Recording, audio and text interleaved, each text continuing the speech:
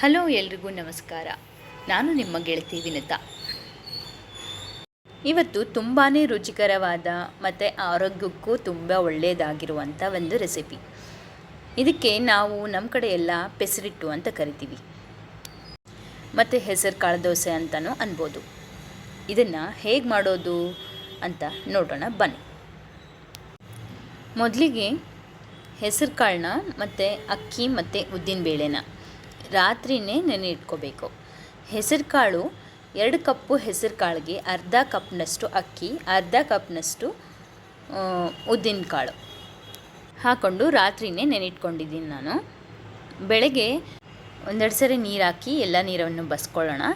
ನಂತರ ಈ ಕಾಳುಗಳನ್ನ ಮಿಕ್ಸಿಗೆ ಹಾಕ್ಕೊಳ್ತಾ ಇದ್ದೀನಿ. ಮಿಕ್ಸಿ ಜಾರ್ಗೆ ಎಲ್ಲವನ್ನು ಹಾಕ್ಕೊಳ್ಳೋಣ.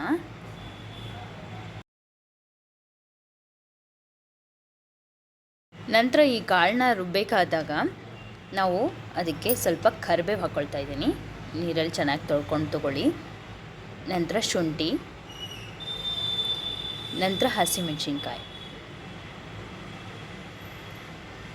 ಹಸಿಮೆಣಸಿನ್ಕಾಯಿ ಖಾರಕ್ಕೆ ನಿಮಗೆ ಎಷ್ಟು ಬೇಕೋ ಅಷ್ಟು ನೋಡಿ ಹಾಕ್ಕೊಳ್ಳಿ.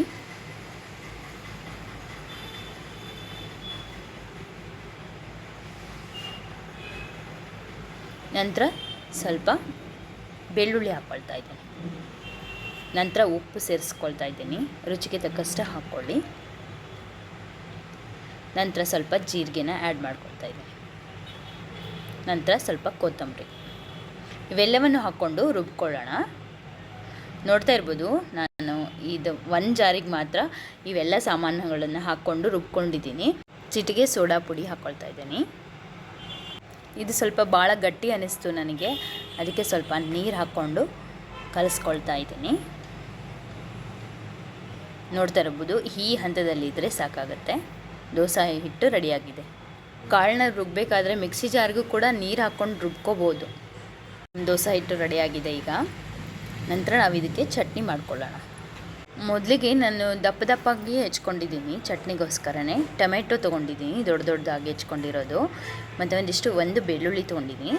ಇದಕ್ಕೆ ಅಲ್ಲ ಸ್ವಲ್ಪ ಜಾಸ್ತಿ ಬೇಕು. ನೋಡ್ತಾ ಇರ್ಬೋದು, ಒಂದು 8 ಪೀಸ್ ನಾನು ತೊಗೊಂಡಿದ್ದೀನಿ. ದೊಡ್ಡದಾಗಿ ಹೆಚ್ಚಿರುವಂಥ ಈರುಳ್ಳಿನ ಒಂದು ಬಾಣಲೆ ಇಟ್ಕೊಳ್ಳೋಣ, ಅದಕ್ಕೆ ಹಾಕ್ಕೊಳ್ಳೋಣ. ಬಾಣಲೆಗೆ ಈರುಳ್ಳಿ ಹಾಕ್ಕೊಂಡು ಸ್ವಲ್ಪ ಫ್ರೈ ಮಾಡ್ಕೊಳ್ಳೋಣ. ನಂತರ ಹಸಿಮೆಣಸಿನ್ಕಾಯಿ ಹಾಕ್ಕೊಳ್ತಾ ಇದ್ದೀನಿ. ನಂತರ ಹೆಚ್ಚಿಟ್ಕೊಂಡಿರೋ ಅಲ್ಲನ ಹಾಕ್ಕೊಳ್ತಾ ಇದ್ದೀನಿ. ನಂತರ ಬೆಳ್ಳುಳ್ಳಿ,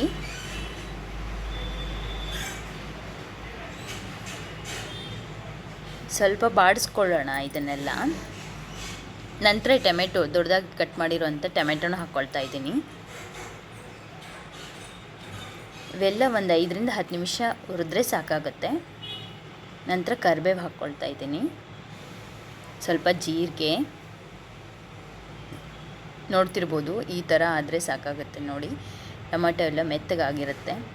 ಸ್ವಲ್ಪ ಬೆಲ್ಲ ಮಿಕ್ಸಿ ಜಾರಿಗೆ ಹಾಕ್ಕೊಳ್ತಾ ಇದ್ದೀನಿ. ಆರಿದ ಮೇಲೆ ಮಿಕ್ಸಿ ಹಾಕ್ಕೊಳ್ಳಿ. ಒಂದು ಆರಿದೆ ಈಗ. ಉಪ್ಪು ಹಾಕ್ಕೊಳ್ತಾ ಇದ್ದೀನಿ. ಮಿಕ್ಸಿ ಮಾಡ್ಕೊಳ್ತೀನಿ ನಾನು. ಈಗ ದೋಸೆ ಹಾಕ್ಕೊಳ್ಳೋಣ. ದೋಸೆ ಹಿಟ್ಟು ಕೂಡ ರೆಡಿಯಾಗಿದೆ, ನೋಡ್ತಿರ್ಬೋದು. ಈ ಥರ ಒಂದು ಸೌಟಿಲ್ಲೇ ಹಾಕ್ಕೊಂಡು ಸಣ್ಣದಾಗಿ ಕಟ್ ಮಾಡಿರುವಂಥ ಈರುಳ್ಳಿ ಮತ್ತು ಕೊತ್ತಂಬರಿನ ನಾನು ಮೇಲೆ ಹಾಕ್ಕೊಳ್ತಾ ಇದ್ದೀನಿ. ಇದನ್ನು ಅವಸರವಾಗಿ ತೆಗಿಯೋಕ್ಕೆ ಆಗಲ್ಲ, ಹರ್ಕೊಂಡ್ಬಿಡುತ್ತೆ. ನಾವು ಈ ಥರ ಕೆಂಪಗಾಗಬೇಕು, ಗೋಲ್ಡನ್ ಬ್ರೌನ್ ಆದರೆ ಸುತ್ತಲೂ ಎಲ್ಲ ಆಗ್ತಾ ಬರುತ್ತಲ್ಲ, ಆವಾಗ ಈಸಿಯಾಗಿ ಬರುತ್ತೆ. ನೋಡ್ತಾ ಇರ್ಬೋದು ನಾನು ತೆಗೆದೆ ಅಂತ. ಈ ಥರ ಕೆಂಪಗೆ ಬರುತ್ತೆ, ಚೆನ್ನಾಗಿ ಕೂಡ ಇರುತ್ತೆ. ಟೇಸ್ಟ್ ಕೂಡ ತುಂಬಾ ಚೆನ್ನಾಗಿರುತ್ತೆ. ಆಮೇಲೆ ಈ ದೋಸೆನೇ ಬಿಸಿ ಬಿಸಿಯಾಗಿ ತಿಂದ್ರೇ ಟೇಸ್ಟಾಗಿರುತ್ತೆ.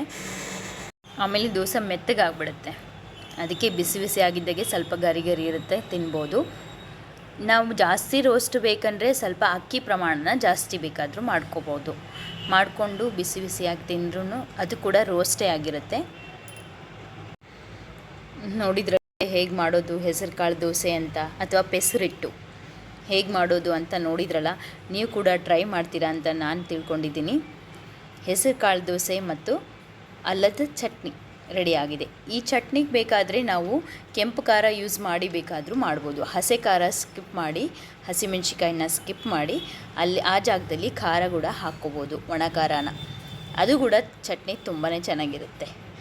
ಆದರೆ ಈ ಚಟ್ನಿ ಇವೆರಡು ಕಾಂಬಿನೇಷನ್ ಅಂತೂ ತುಂಬಾ ಚೆನ್ನಾಗಿರುತ್ತೆ. ಒಮ್ಮೆ ಟ್ರೈ ಮಾಡಿ ನೋಡಿ ಇವೆರಡೂ.